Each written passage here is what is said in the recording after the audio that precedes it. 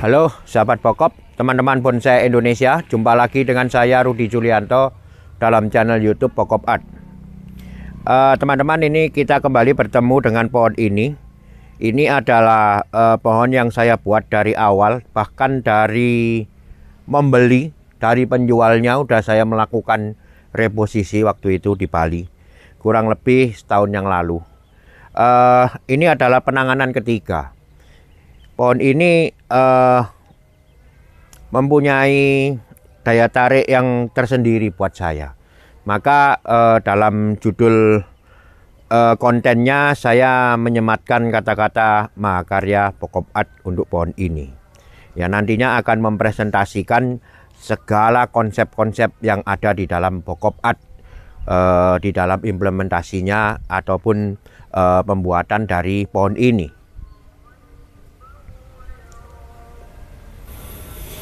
Nah, setelah melalui 2 kali penanganan, ketiga hari ini saya tetap pada konsentrasi untuk pembesaran dulu. Ini kebetulan kayaknya sih udah cukup besar ya. Udah cukup besar untuk bisa saya buat perantingan yang kedua. Jadi di awal video pertama saya menampilkan reposisi lagi, kemudian mencari muka dari pohonnya. Kemudian saya menentukan cabang ranting yang diperlukan. Itu adalah kerangka dasar yang pertama. Nah, yang kedua, saya melakukan pemilihan, kemudian melakukan konsentrasi tumbuh lagi. Ya, sampai ini melakukan pergantian pot karena pot yang pertama ukurannya sangat kecil untuk dilakukan pembesaran. Jadi ini saya besarkan dulu potnya, tujuannya untuk dilakukan pembesaran dulu. Agar media cukup banyak untuk bisa membuat tarian yang lebih cepat dari pembesarannya. Sekarang kayaknya udah pertumbuhannya udah bagus, kemudian pembesaran juga udah banyak yang tercapai. Bisa dilihat di sini. Nah, ini pembesaran yang dari awal, benar-benar dari ranting yang kecil sekali sampai bisa membesar sekian dengan ukuran yang sekian. Nah, ini juga yang diharapkan akan menjadi terusan mahkota. Ya, besarannya udah dirasa cukup. Nanti kita arahkan, kita bentuk menjadi kerangka mahkota.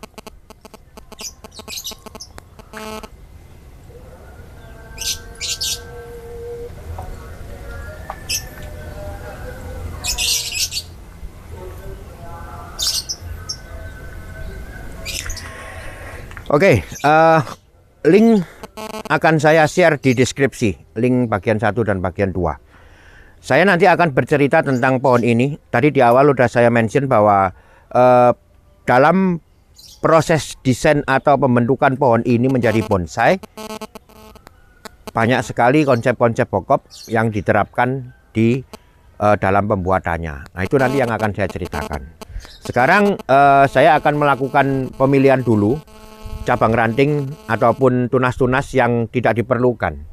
Kemudian memilih tunas-tunas yang diperlukan untuk nantinya saya buat kerangka yang bagian kedua. Kemungkinan ada yang bisa menjadi kerangka tajuk. Kita ikuti prosesnya, teman-teman. Ya, selalu diawali dengan membuang pertumbuhan-pertumbuhan liar seperti ini. Ya, ini tidak terpakai, teman-teman, dibuang dulu. Tetap menurut saya dengan menggunakan teknik konsentrasi tumbuh, pertumbuhan akan jauh lebih cepat dibandingkan tidak dilakukan pemilihan seperti ini.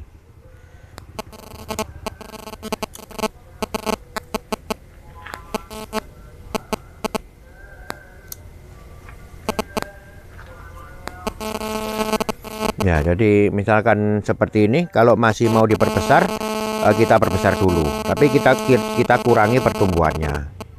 Ya, ini seringkali saya sharingkan, tetapi tidak masalah, tetap berulang-ulang seperti ini. Dan inilah proses pembuatan bonsai dengan menggunakan teknik konsentrasi tumbuh. Jadi dengan menghilangkan tunas-tunas yang tidak terpakai dulu, menyisakan tunas-tunas yang nantinya kira-kira akan dipakai, kemudian ini perbesarannya akan jauh lebih cepat.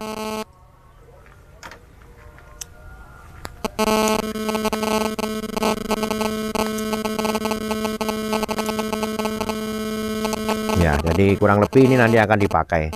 Tetapi kemungkinan bisa sampai di sini atau sampai di sini. Nah, itu nanti tergantung nanti. Yang paling penting saya ingin membesarkan ini lagi dulu.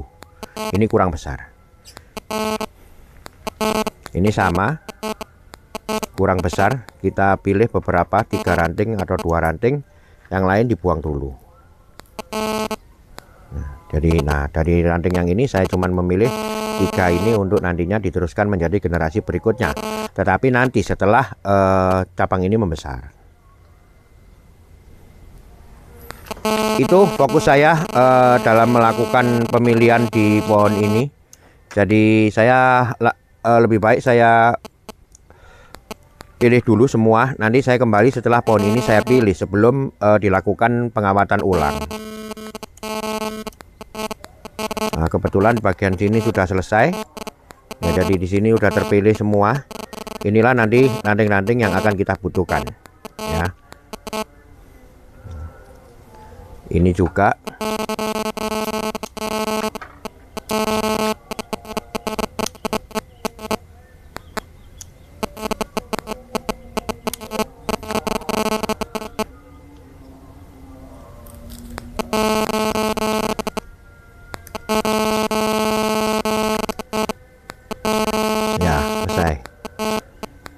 Oke, saya lanjut ya dengan pemilihan yang lainnya. Nanti saya kembali setelah pohon ini dipilih. Barangkali nanti ada yang ingin saya sharingkan, akan saya sharingkan dalam proses pemilihan ini.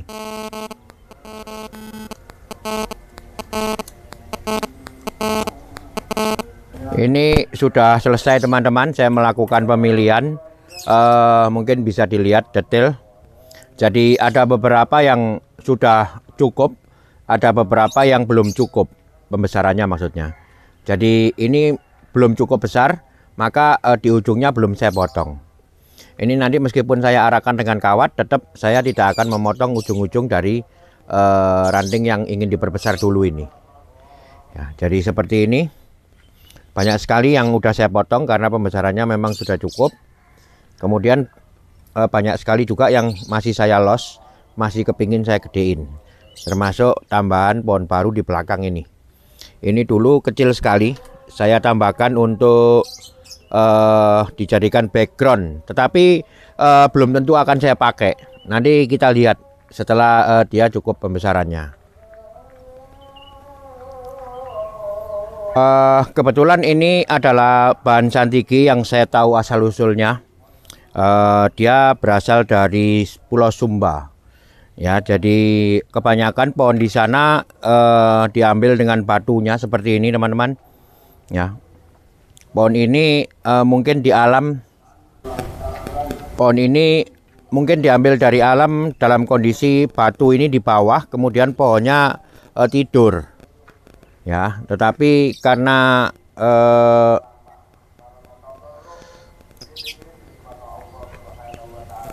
saya menginginkan dalam posisi berdiri, maka kita usahakan batunya berada di belakang dari pohonnya. Kemudian akar akan turun ke bawah,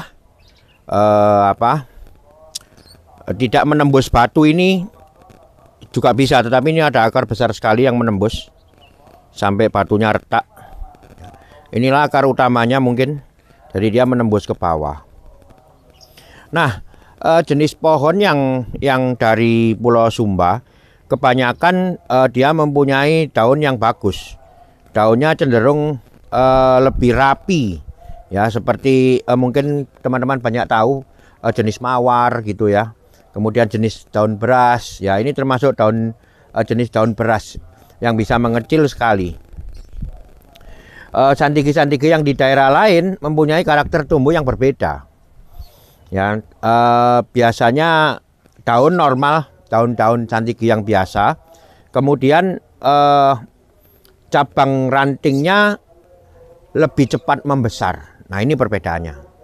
Jadi kalau dari Sumba, dia daunnya jenisnya lebih bagus, lebih bisa rapat, lebih gampang rapat. Tetapi ranting-ranting cabangnya ini pembesarannya lama. Ya, dan dia meskipun sudah tua, tetap lentur. Lain dengan santigi yang berasal dari daerah lain, misalkan dari Sulawesi. itu proses pembesarannya bisa lebih cepat, tetapi setelah dia besar cabang rantingnya cenderung kaku, cenderung keras. Nah, kalau yang dari Sumba cenderung apa namanya, lentur, lebih lentur.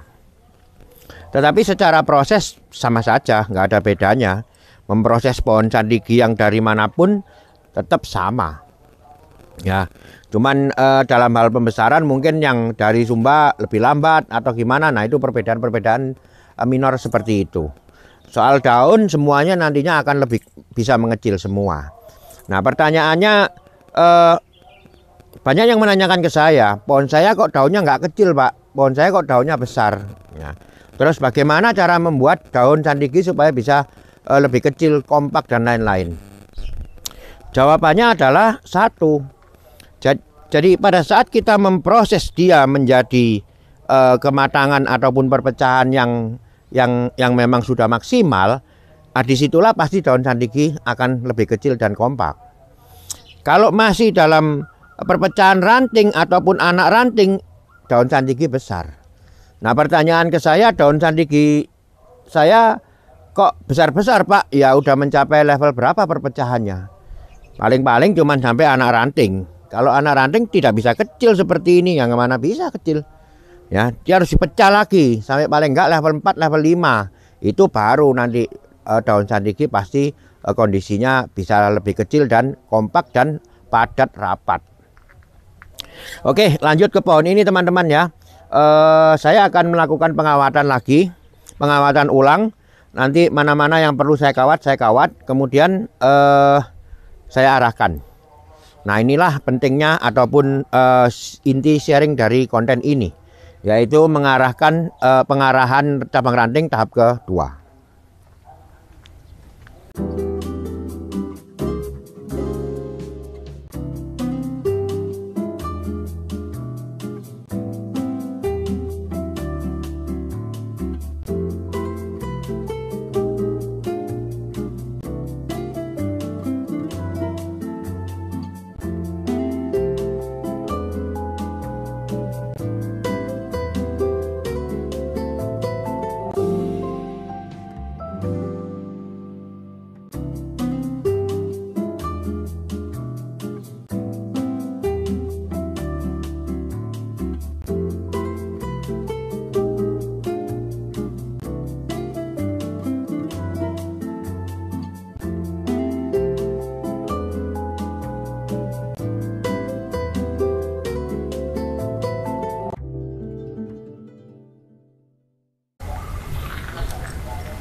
Sudah selesai teman-teman. Jadi inilah ranting-ranting yang saya pilih, kemudian sudah saya kawat. Sekarang saya akan mengarahkan. Sebelumnya saya ingin menyampaikan dulu apa yang saya inginkan untuk desain dari perantingan pohon ini. Jadi pohon ini tadinya memakai ataupun depannya sebelah sini. Kemudian karena ini terlalu flat, saya mencoba untuk sedikit mengarahkan dengan muka ataupun posisinya di posisi depannya di sebelah sini, sehingga cabang yang besar ini bisa maju ke depan, kemudian yang utama bisa agak mundur ke belakang. Jadi di sini terjadi, tujuannya apa? Tujuannya di sini terjadi dimensi, ada keluar, ada masuk, kemudian ini yang di tengah.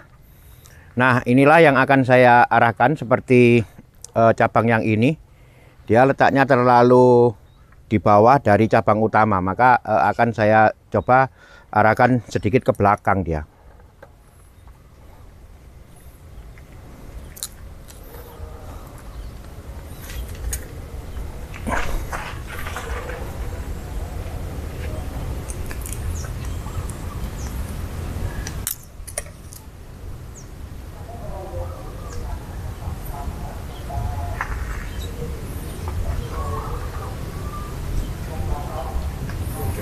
Nah, dengan demikian dia udah berada sedikit di belakang.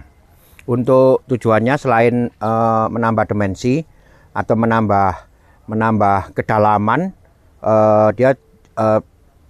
Saya juga bertujuan untuk agar cabang yang ini mendapatkan sinar matahari yang baik.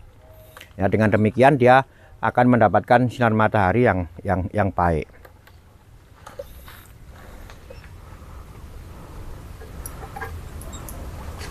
Memang pada pohon yang biasanya dengan kondisi yang kurus, mendapatkan dimensinya agak susah.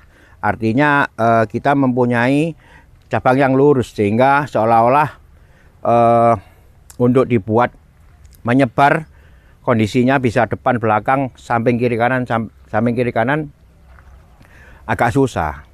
Jadi kalau dikehendaki mestinya bisa, tetapi harus banyak mengadakan pertumbuhan baru.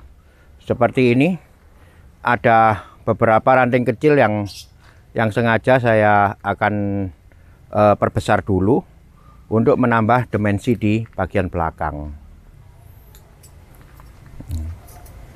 Nah, ini udah cukup banyak, tetapi masih kecil-kecil semua, jadi mesti dibesarkan dulu.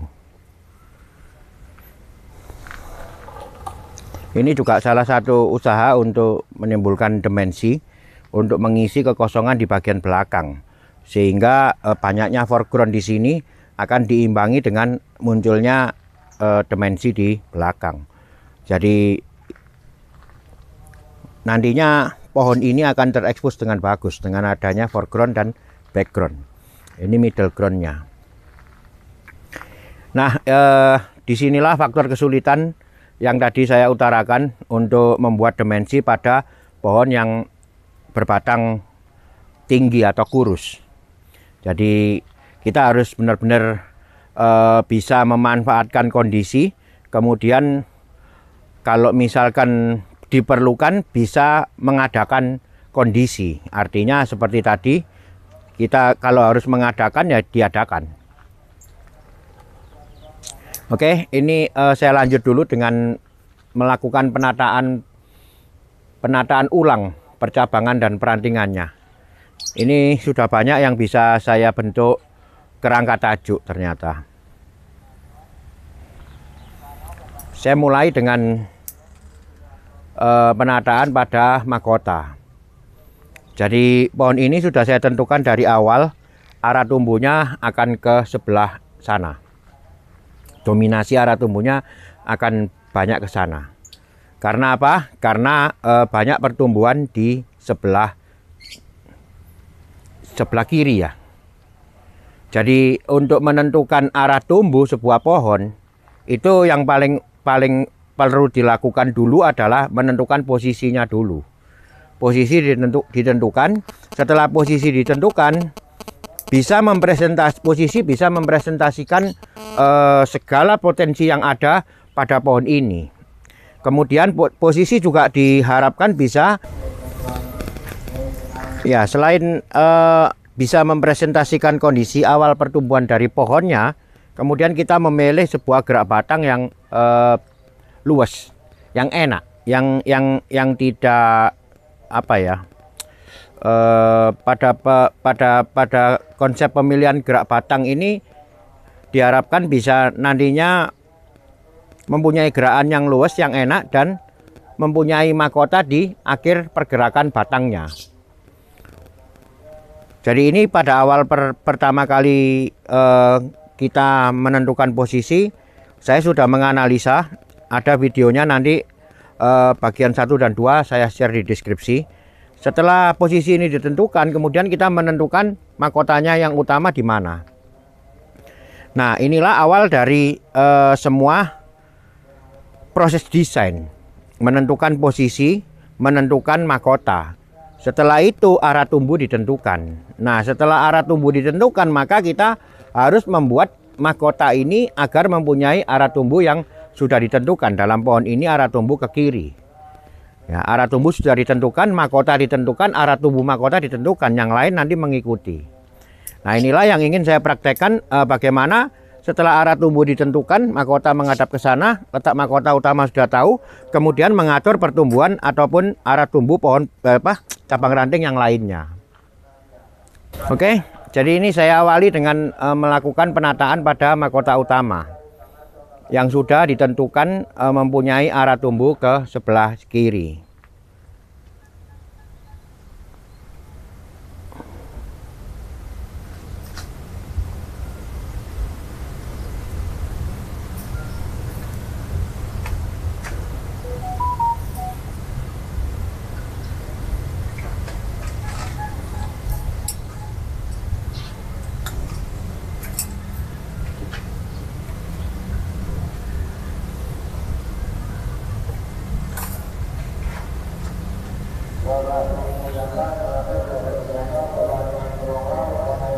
Ya, jadi leher dari pohon ini kebetulan yang saya pilih adalah ini.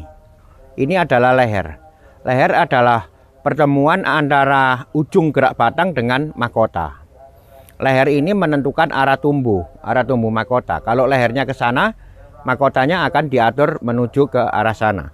Kalau lehernya ke atas, mahkota akan diatur simetris ke atas. Kalau lehernya kemari, diatur menuju ke mari. Nah, perlu untuk mengadakan ataupun menentukan leher supaya kita bisa menentukan arah tumbuh.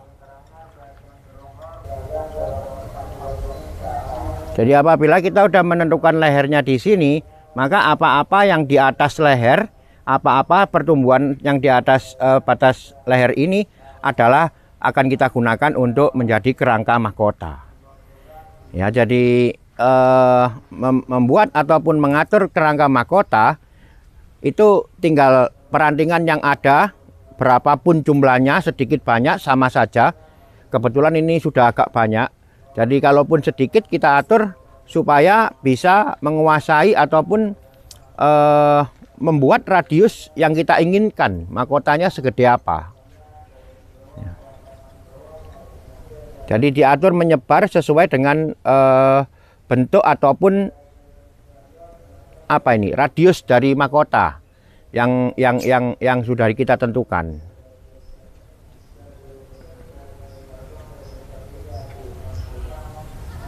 Ya, dengan demikian kerangka mahkotanya sudah terbentuk. Ini adalah susunan mahkota.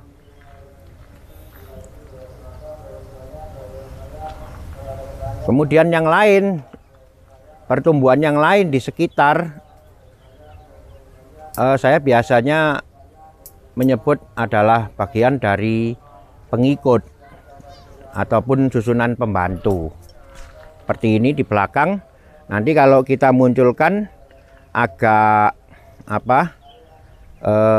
agak besar, agak mempunyai pertumbuhan yang agak besar sehingga bisa membantu dari mahkota, membantu tampilan dari mahkota.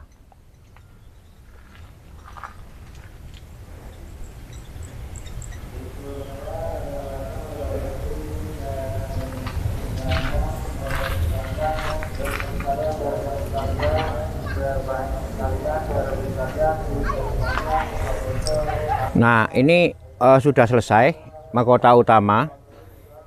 Saya menginginkan dia bentuknya nanti agak lonjong, oval. Ya, jadi bentuk mahkota tidak harus bulat, tidak harus bisa bebas saja. Ketika kita membuat susunan mahkota lonjong, kemudian ada beberapa cabang sebagai pembantu, maka dia akan berbentuk tidak beraturan lagi. Ya, saya teruskan dulu dengan yang lain. Tentunya saya banyak sekali akan membangun mahkota-mahkota di sini apabila sesuai dengan kekuatan tumbuhnya. Ya, jadi ini ada kekuatan tumbuh kedua. Saya akan bikin mahkota atau semi mahkota. Kemudian cabang-cabang yang berada pada pertumbuhan kekuatan tumbuh ini akan menjadi cabang pendukung atau pembantu. Sama di sini ada kekuatan tumbuh. Saya akan munculkan pemimpin. Cabang-cabang yang lain adalah pembantu. Diatur sesuai dengan pemimpinnya masing-masing. Ya, jadi pola menggunakan sistem atau memanfaatkan kekuatan tumbuh sangat efisien sekali atau efektif sekali untuk membuat desainnya. Karena apa? Karena kita bisa mengatur desain sesuai dengan kelompok-kelompok tumbuhnya berdasarkan kekuatan tumbuh. Jadi kekuatan tumbuh yang ini, kelompoknya ini ya saya atur dia semua ranting-ranting yang di sini saya mengaturnya menyesuaikan dengan kelompoknya di sini. Ini juga mahkota utama juga, yang lain juga. Jadi perbagian. Nah, tapi perlu diingat perbagian ini nantinya akan disatukan dalam satu kesatuan utuh. Ya, jadi disatukannya lewat apa? Lewat irama. Irama pertumbuhan. Jadi kalau di sini ada yang menggantung, ini adalah pengulangan dari yang sebelah sini. Nanti di bawah juga diulang, ada yang menggantung dan lain-lain. Itulah pengulangan irama. Oke, saya lanjut dulu dengan penataan semua. Nanti kita kembali setelah pohon ini saya selesai melakukan penataan.